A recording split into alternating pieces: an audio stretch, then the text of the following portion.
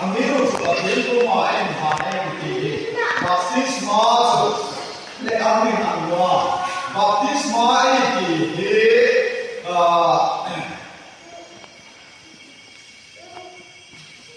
Christian Christian super anu pembela tu yang sinsina ania tingkat hati nak ane nama hai Israel asuman ni Israel identity yang dia ani na Allah tengah sun anu tengah ani tengah insa ani tengah sun setan amai ni setan kan Israel ni ani lagi sinsina ini baptisma boleh buat rindu ke Kristus rindu ke sinsina baptisma ni Akan kamu tak terpaku mahu ni, akan kamu tak terbawa masuk infrastruktur ni, akan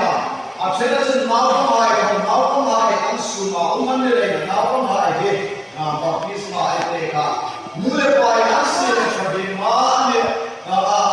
asal kebenaran di pai nanti apa di kau nanti kau, semua ini kita itu dia kebenaran So, ini andi hai baale, nawa nilai itu Christian ansula soko pode sisi na nilai itu kan. Ansula itu ya, janji try Yesus andi le ko masih cari na apa teknik ko ai ko. Intoleran dia intoleran dia mau cuma itu kosong. Kalau mulai main andi dane ando baru jangan dapat boleh letak dia boleh letak dia sebelum cek boleh letak dia ni. Baptisma letak sebelum kalau mampu jadi maya hai Kristus Tuhan hai hai di maju di ania di mana ada di intro cuma intro itu jiwa create anggur lalu kita kembali hai di anggur mana itu baik itu baik ania sudah mati ania sungan Yesus baik sinsina itu sinsina Allah beri John Sun, itu table, ya cinta dalam rumah kom, itu dia angkui dia, ini dulu pada saya kamu kita yang table, ini kata, anak pemain itu mana ni, ada anak kamu kerana itu mana, isi cerita cuma itu, itu ada sesuatu mau deh kita mengisah ni, mau pelajari ni, ania,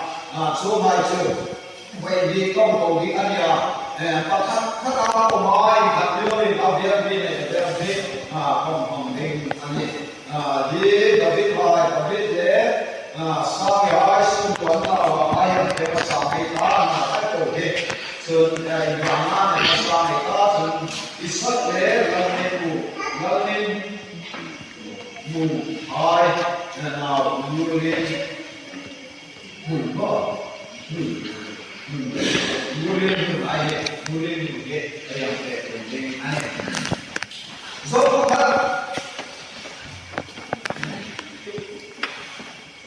Zobuhan sasombe otak. Tapi kalau kita lepas mereka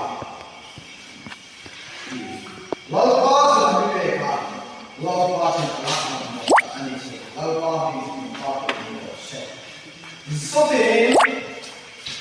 agit sing hal lain, agit sing apa tu sote ya aniwa, apa aniwa, patin apa, moi patin apa, moi atia, ini agit sing ani. Sudah anu pabuk yang enak, suksunan jadi lawan, boleh lain cerita, patin tu bilos patin. Tino sa boko, kalau ni lawan Pakai rumah anak, harap. Mau deh,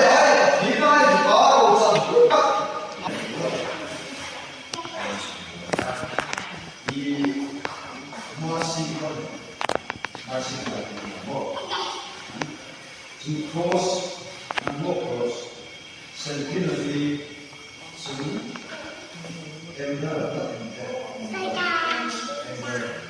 Ember, Simon, Nani, but when